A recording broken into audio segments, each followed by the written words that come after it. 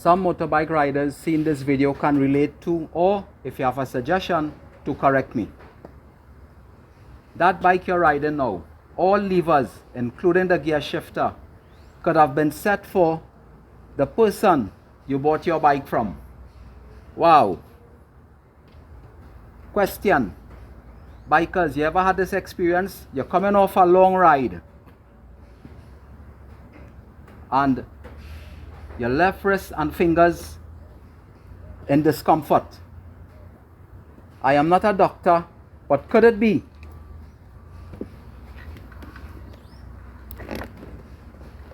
when riding? Camera guy, you could come up please.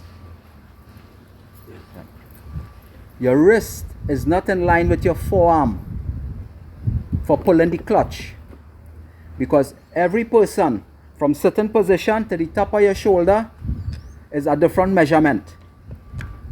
So one of the personalized adjustments that one need to make is you slacken and you adjust your clutch lever either lower or higher in line for your wrist that is in line with your forearm. And so too, camera guy on this side now here, thank you. With your front brakes. With your front brakes, the lever is supposed to be in comfortable range for your wrist that is in line with your forearm. And camera guy be coming out of this rear brakes here. This lever here, right? This rear brakes lever. When you're in certain position, this lever is supposed to be approximately a millimeter under the bottom of your riding boots. Approximately, in my opinion, for effective braking. And yeah, camera guy be coming on this side here now. Right, this lever, the gear shifter, Mr. Gear Shifter lever. When in normal riding position, this not supposed to be too high where you have to arch your ankle up to engage a gear or time to downshift. If it is too high, you have to arch your ankle up too much to reach it. So it's supposed to be at your sweet spot. Every personal rider will know the position to readjust it in. Right here, we come now to the chain tension. From the center pin of the chain, it is about 1.5 inches clearance, what I just use, but for each bike have its own specification of the chain clearance. You could punch it up on YouTube.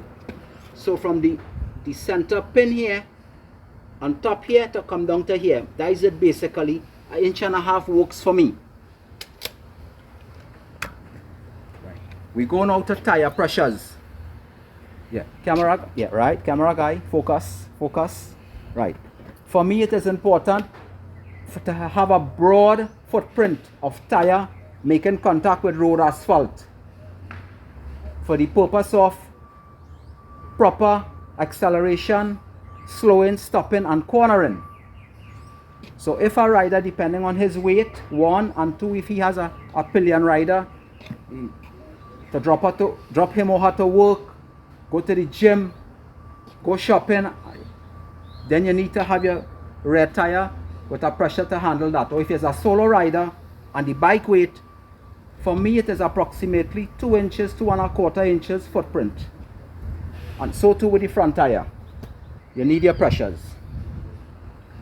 I want to touch a little bit on shocks, front and rear shocks, dampering and rebound. Because Trinidad roads that have dips and bumps sometimes. So the first thing is, camera guy, you could come in here. Yes. It have the spring here. They have an adjustment depending on the rider weight. The spring have a tension adjustment to be made for your weight. And then, you could stand here. And then, when you're like going down, I'm gonna do like this, right?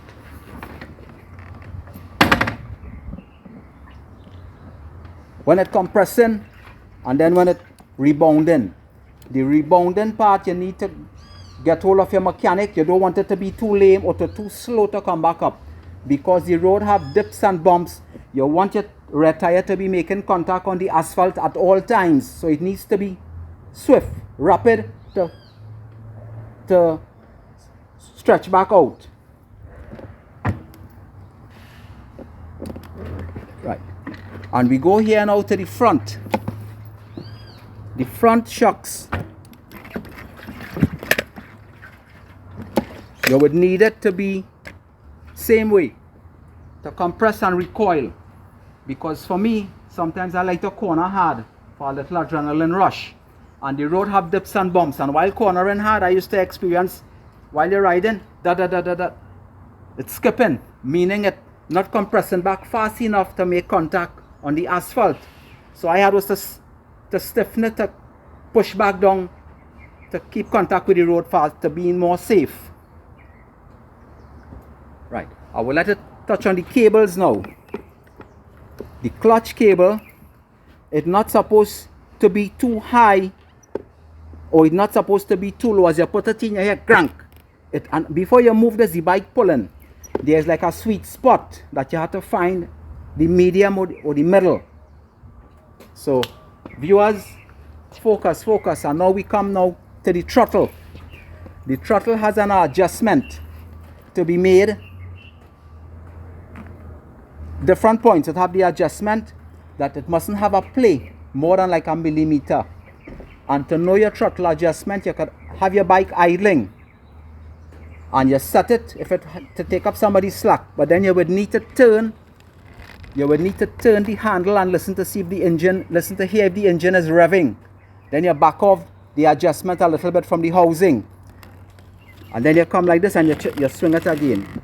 And once you're not hearing the engine revving, but it was able to take up some slack, you could tighten it there, and that is for that part. And now things like lights. Check, to me, I don't wait for a day you're going to make a ride, camera guy. You don't wait for that morning to check light bulb to see what blow or what need changing. You could do that evening before, I think. But again, I cannot tell people what to do. I could only speak about myself, camera guy. Are going okay so far? Yeah. Right. So another thing I was thinking about, camera guy, most four-wheel vehicles that have more rims and tire, they only have one brakes unit. So just come on this side here. So motorbike have two independent brake unit, a front brakes lever unit to stop, to show a brakes light will come on, and we have a rear brake unit. Look the unit here. So sometimes you need to either take time in between to check to see if one defective or it need replacing. Simple thing now, brakes fluid, to have efficient brakes. Over the years I learn, or I try to realize that brakes fluid, the expanding properties or the effective life of it breaks down. Like most things in life, after time it breaks down. So you would need to probably go by an experienced mechanic to bleed the brakes, open the reservoir, and you top it up with brakes fluid .4 to get more effective, spongy, soft brakes, because that is the lifeline for saving a person from either accident or personal injuries. And at this time, I could also recommend a mechanic. If anybody wishes to recommend a mechanic, they can message me for a contact number. So I guess that's it there for now. So anything else you want to say at this time for bikers to maintain a bike and so on, camera guy? You say something? Well, the same thing I want to touch on is brakes, because many people, when they're riding motorcycle, they tend to focus on performance and how to make the bike go faster. But nobody is studying how they're going to make it stop. So, like you say, changing the brake fluid is very important. And as we know, a typical motorcycle has less brake fluid than a car. So it's going to need to be changed more often. So I would recommend probably a year or so. It all depends on how you're riding. If you know you're riding your bike once every 2 weeks, you're going to need to change the fluid more. Interesting. Anything else? In general, because yes, I might be missing something and you could point it out and I could learn and make a correction. Yeah. And the main thing is tires, right? Right. A motorcycle, it tends to go faster, it's lighter, and also the width of the tire is less than a car, and you only have 2 of it.